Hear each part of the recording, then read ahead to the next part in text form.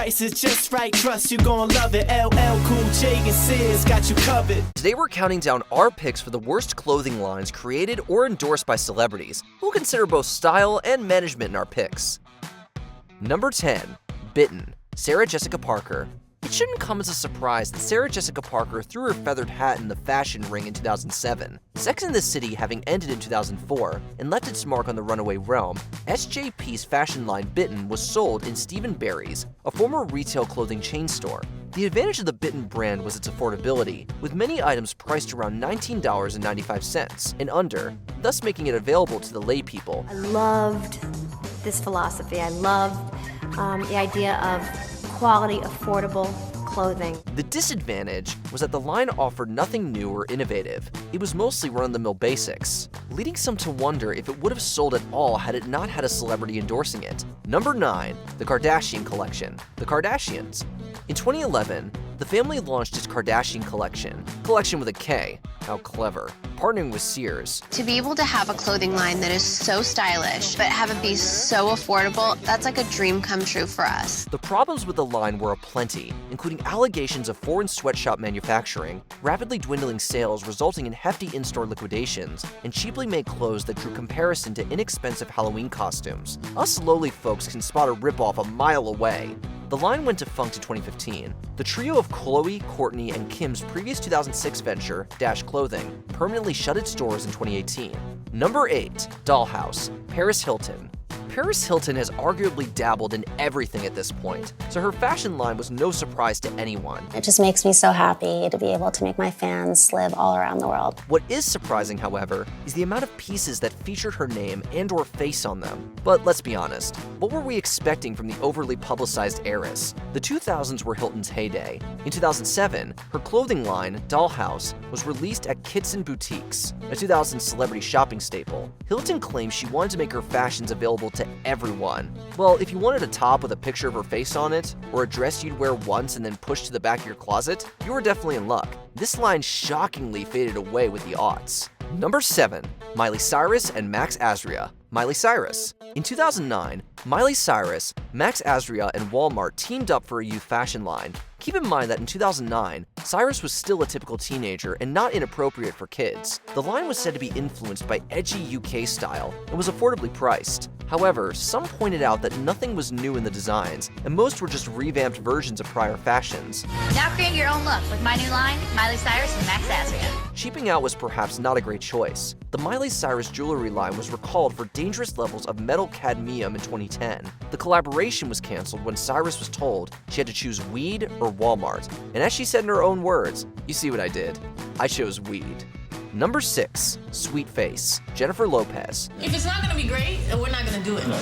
Jennifer Lopez has dabbled in fashion a few times, beginning in 2001 with the J.Lo line. In 2005, she introduced Sweet Face during New York Fashion Week. The fashion line was a partnership with Tommy Hilfiger's brother, and ultimately failed to impress due to cheap manufacturing and high prices. A quick glance at the release's highlights feature a lot of layering, furs, lace, and perhaps the only truly impressive moment in the show, Naomi Campbell.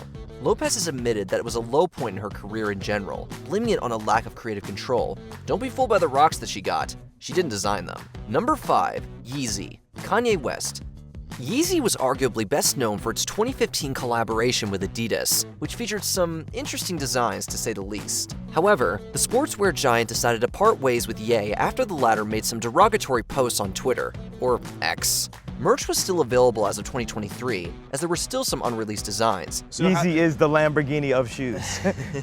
Yeezy still exists, however, as was made apparent during Super Bowl 58, when Kanye appeared in a bizarre commercial. He was clearly in the back of a car, lazily saying the commercial spot cost so much that they had to skimp on the actual ad. We actually didn't spend any money on the actual commercial. He then promotes his site, Yeezy.com, which when visited features 13 items, most of them t-shirts promoting his album. Number 4. LL Cool J for Sears. LL Cool J. In 2008, rapper and actor LL Cool J teamed up with Sears to design the cleverly named LL Cool J for Sears clothing line. The line for use featured affordable pieces, including $22 t-shirts and $50 denim.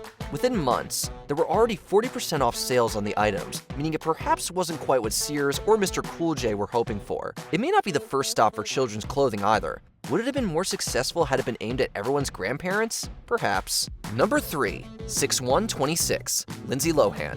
Lindsay Lohan's name isn't quite synonymous with fashion, but she has been involved in multiple collaborations in the design field. However, she hasn't been easy to work with, according to multiple sources. This was likely what happened with the 6126 line, which began in 2008 as a luxury leggings line. The name represents the birth date of Marilyn Monroe, June 1st, 1926. Whether Monroe would have worn overpriced leggings is up for debate. The company's Mr. President leggings, featuring questionable leather knee pads, sold for around $142, with other designs around the $100 mark. Ouch! Lohan left the company in 2010 and sued them in 2013, to unknown results. Number 2. House of Derion, Beyonce Knowles and Tina Lawson.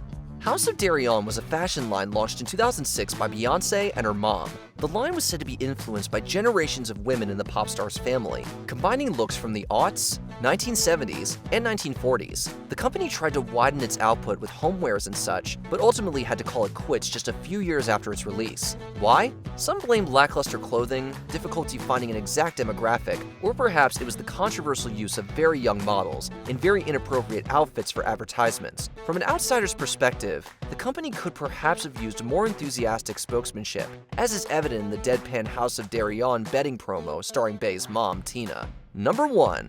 Heidi Wood, Heidi Montag. Remember Heidi Montag? Well, in 2008, Montag signed on for a 1-year contract with now-defunct clothing store Anchor Blue. The contract was not renewed. When the line, named Heidi Wood, was launched, critiques were not so nice. Montag's line featured scant clothing items that left nothing to the imagination, and though priced affordably, were reportedly awful in quality. One critic went as far as to say clothing may be pricier at Gap, but at least it's unlikely to give you a rash, and in the blink of an eye, Heidi Wood was gone.